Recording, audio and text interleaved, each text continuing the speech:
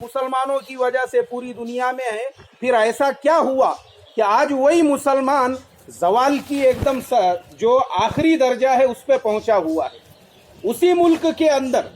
آج مسلمان جو ہے سیکنڈ سٹیزن کے درجے میں جو پہنچا ہوا ہے، اس کا ریزن صرف اور صرف یہ ہے کہ آج تک مسلمان ماما کی، کاکا کی، دادا کی، نانا کی، انا کی، بھاؤ کی، بھیا کی غلام گیری کرتا آیا ہوا ہے. اور آج مسلمان کو اللہ تعالیٰ نے یہ وقت عطا فرمایا ہے. جیسے لوک سبھا کے الیکشن کے اندر ہم نے ڈٹ کر امتیاز بھائی کی جو بات چلائی تھی، وہ صرف اس لیے کہ کم سے کم ہم اپنا ایک خاصدار یا پورے ملک میں ہم نے کچھ لوگوں کے نام لے کر جو قوم کی بات جو ہے پارلیمنٹ کے اندر رکھنے والے تھے، جیسے کلکتہ سے سلیم چودھری صاحب وغیرہ وغیرہ. تو ہر الیکشن کے اندر ہماری فکر یہی ہوتی ہے کہ قوم کے ایسے جو رہبر ہے جو قوم کے مسائل کو جو ہے پارلیمنٹ کے اندر یا ویدھان سبھا کے اندر اٹھا سکے، ہمارا پورا سمرتن اور پورا ان کو ساتھ ہے بول کر. ابھی جیسے امتیاز بھائی نے بتایا، میں نے آپ کی وہ کلپ پوری سنا ہوں اور میرے فیس بک پہ شیئر بھی کیا ہوں، جو ابھی آپ نے پوری اسٹوری سنا ہے ممبرا کی. اور اس کے علاوہ اسد بھائی نے جو ابو عاصم اعظمی صاحب کو سپورٹ کیے، کس لیے کیے؟ اسی لیے کیے کہ بھائی ہم کو پوری قوم کو ساتھ میں لے کر چل، جو قوم کا ہمدرد ہے وہ ہمارا ہے. تو ایسے ہی آج ہمارے شہر کے اندر زاہد بھائی الحمدللہ ہم ان کو شروع سے جانتے ہیں. قوم کے ایسے کون سے مسائل نہیں ہوں گے جس کے لیے زاہد بھائی نے آگے بڑھ چڑھ کر، چاہے وہ ڈیکن کی مسجد کا مسئلہ ہو، چاہے حافظ جنید کا مسئلہ ہو، اور بہت سارے ایسے مسائل ہیں جس کے اندر علماء کو انہوں نے ساتھ میں لے کر، چونکہ ہم شروع سے ان کے ساتھ میں ہیں. حالانکہ ہم پریکٹیکلی اور پرسنلی نان پولیٹیشین ہیں، ہمارا پالیٹکس سے کوئی لینا دینا نہیں، لیکن آج ہم ان کے ساتھ میں صرف اس لیے کھڑے ہوئے ہیں کیونکہ دیکھو کونڈوا یہ پوری مسلم بستی ہے، سید نگر یہ پوری مسلم بستی ہے، رام ٹیکڑی، عشرت باغ وغیرہ وغیرہ یہ ہمارے جو پورے علاقے ہیں. مسلمانوں کو صرف اپنی مینٹلٹی سیٹ کرنا ہے کہ بھائی ہمارا جب کینڈیڈیٹ کھڑا ہوا ہے وہ بھی ایسا کینڈیڈیٹ جو قوم کے مسائل میں ہمیشہ پیش رہنے والا ہے، تو پھر ہم ایسے کینڈیڈیٹ کا ساتھ اور سپورٹ کیوں نہیں کریں گے؟ ہم نے سب نے،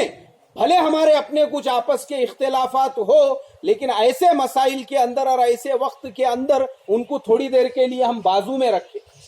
ہر آدمی کا ایک دوسرے سے اختلاف ہوتا ہے، نظریات کا اور کسی چیز کا، لیکن یہ وقت اختلاف کا نہیں ہے، بلکہ یہ وقت ایسا آیا ہے ہم کو اپنے نمائندے کو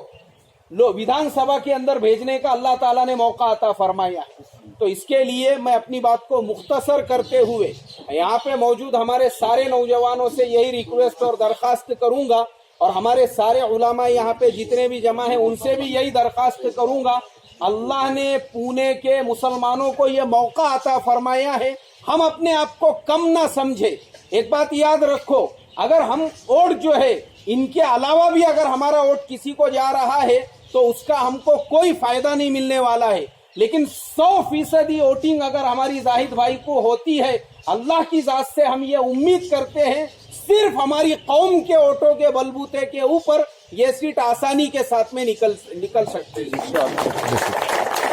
اور بات صرف زاہد بھائی کی حد تک نہیں، انشاءاللہ میں یہاں پر اس بات کا، یعنی جیسے ہم نے امتیاز بھائی کے وقت میں، لوک سبھا کے وقت میں پورا زور لگایا تھا سوشل میڈیا کے ذریعے سے، انشاءاللہ باقی جتنے بھی ہمارے امیدوار ہیں، چاہے اورنگ آباد سے ہو، چاہے وہ ناندیڑ سے ہو، چاہے مراٹھواڑہ کے کسی شہر سے ہو، مالیگاؤں سے مفتی اسماعیل صاحب ہو، بامبے سے وارث پٹھان صاحب ہو، اور جیسے ممبرا کے اندر انہوں نے ڈاکٹر التمش فیضی صاحب کو جو سمرتھن دیا ہے، انشاءاللہ ہم آج سے ہی سوشل میڈیا ہو، ہمارا اپنا جو چینل ہے اصلاح معاشرہ فاؤنڈیشن کا، وہ سب پہ آج سے ہی پوری کوشش میں لگیں گے کہ ہماری آواز ہر شہر کے اندر، آج اللہ نے ہم کو یہ طاقت عطا فرمائی ہے، سوشل میڈیا کی طاقت کا بھرپور استعمال کر کے یہ سارے ویدھان سبھا جو 44 کے 44 ہے، وہاں کے ہر گھر تک اپنا یہ میسج پہنچائیں گے کہ ہماری قوم کا ووٹ اگر کسی کو پڑے تو وہ صرف اور صرف AIMIM کو پڑے. انشاءاللہ. بس اسی بات پہ میں اپنی بات کو ختم کرتا ہوں اور اللہ کی ذات سے امید کرتا ہوں انشاءاللہ اللہ ہماری محنتوں کو ضائع نہیں کریں گے. السلام علیکم ورحمۃ اللہ وبرکاتہ.